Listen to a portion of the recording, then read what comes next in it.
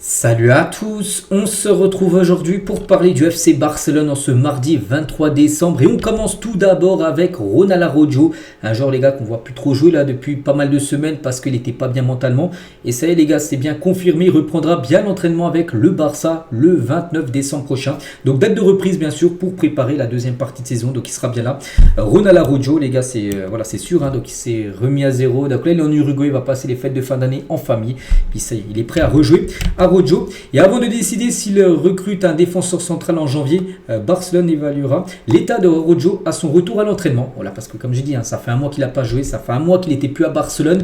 Donc là, il y aura un point, les gars, avec Araujo pour voir comment ça va. Hein, physiquement, mentalement, tout ça, pour voir si le Barça a besoin ou pas d'aller chercher un défenseur, même si Hansi Flick, lui, veut un défenseur, pas par rapport à la situation d'Araujo, mais plutôt par rapport à la blessure de Christensen. Et regardez, ça fait la une aujourd'hui du journal Sport, les gars. Flick veut une signature, il veut un joueur, voilà, sur le mois de janvier. Donc, c'est pas lui après qui gère le mercato, mais il a parlé à Deco, il lui a dit je veux un joueur, voilà, je veux un défenseur en gros, voilà ce que veut Flick. Hein.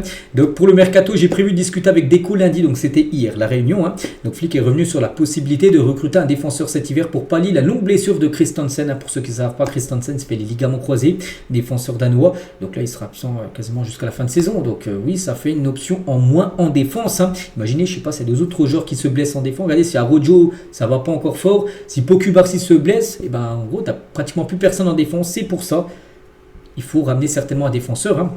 Donc la blessure de Christensen est une triste nouvelle. Je lui souhaite bonne chance et j'espère qu'il va revenir en forme. Donc il avait très bien joué lors de la Coupe du Roi. Donc pour le mercato, j'ai prévu de discuter avec Deco lundi. Donc lundi, c'était hier. Donc une réunion entre Flick et Deco. Puis ils ont regardé des noms de défenseurs que le Barça pourrait essayer de se positionner sur ces joueurs-là. Hein, enfin sur quelques joueurs sur le mois de janvier. Hein. Donc voilà, après ça... C'est toujours compliqué. Pourquoi ? Parce que déjà, on est au milieu de saison. C'est vrai que des gros transferts avec des gros montants se font souvent l'été plutôt qu'en janvier. Et surtout, la situation financière aussi du club, les gars, rend les choses difficiles parce que tu peux faire venir le joueur. Après, il faut aussi l'enregistrer. Il faut que tout soit OK niveau fair play financier. Donc, c'est pour ça que tu ne pourras pas recruter n'importe qui. Voilà, ça va être compliqué. Mais il y a un joueur, les gars. Voilà, bon, lui, c'est un rêve. Après... Je pense que ça va être très compliqué, surtout en janvier. Après l'été prochain, on verra. C'est Alessandro Bastoni, mais en tout cas, le défenseur de l'Inter Milan. Et ben, on a l'impression qu'il fait du pied au FC Barcelone. Hein. Donc, regardez, hein, sur son compte Instagram, parce qu'il y a des rumeurs hein, depuis pas mal de jours où je vous dis que Bastoni avec le Barça, ça parle. Hein. Regardez sur son compte Instagram. Donc, en gros, il y a beaucoup de supporters du Barça, comme tout Barcelona, en gros, vient à Barcelone, tout ça.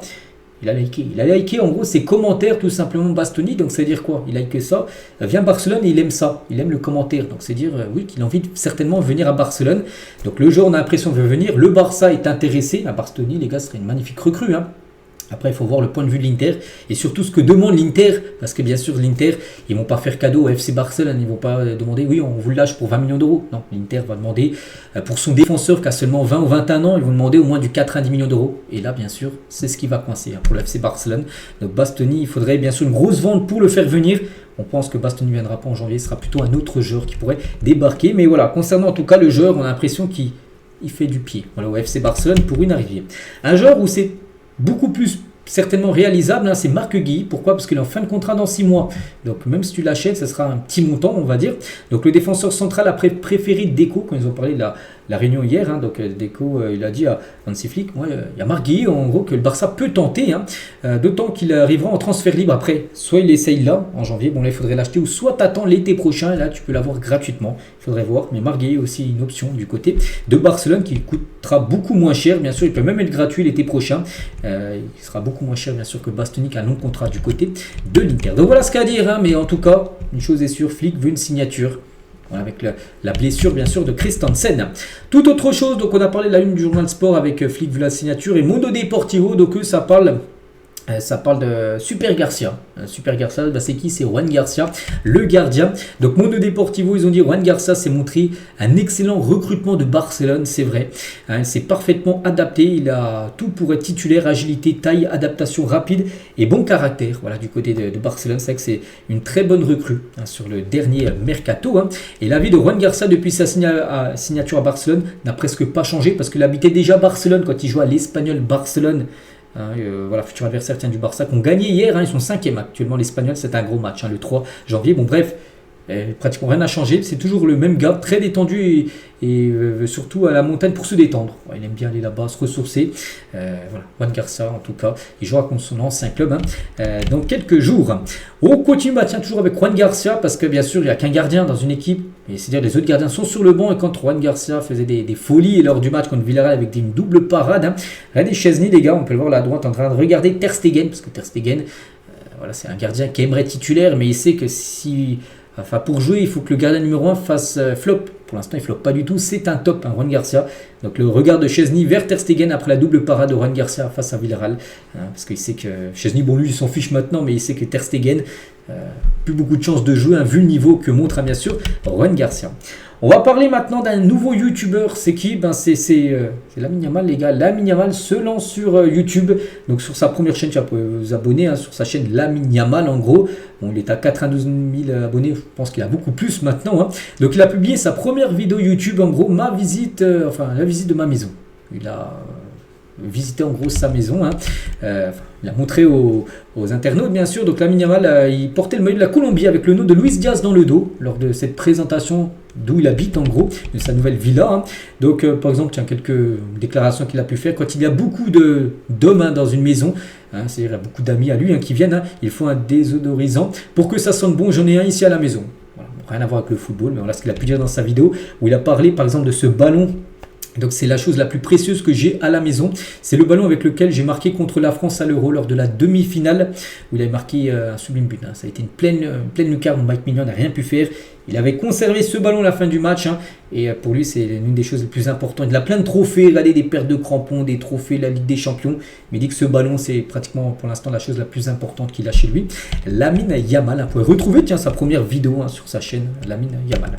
Attention, il faut bien que ça soit le compte certifié parce qu'il y en a peut-être des autres où c'est pas son vrai compte. Bref, on continue avec tout autre chose. On va parler de Robert Lewandowski. Ne ferme aucune porte concernant son avenir, mais il a informé toutes les parties qu'il attendrait. La fin de saison pour le Barça ne prendra pas sa décision avant. On sait qu'il y avait l'équipe de Chicago. On avait parlé il y a quelques jours que Chicago était intéressé pour le signer en MLS avec un beau contrat à la clé. Pour l'instant, il veut prendre aucune décision. Il veut attendre encore, voir les prochains mois ce que ça donne. Et là, il décidera de ce qu'il veut faire. Donc si le Barça voudrait le prolonger, donc il pourrait potentiellement peut-être rester. Donc malgré ses récentes blessures, Lewandowski se sent toujours très bien physiquement. Donc son idée de rester à Barcelone encore 1 ou 2 ans, mais cela dépendra, comme je dis, du club. Donc lui, c'est vrai que son choix numéro 1, je pense, c'est de rester.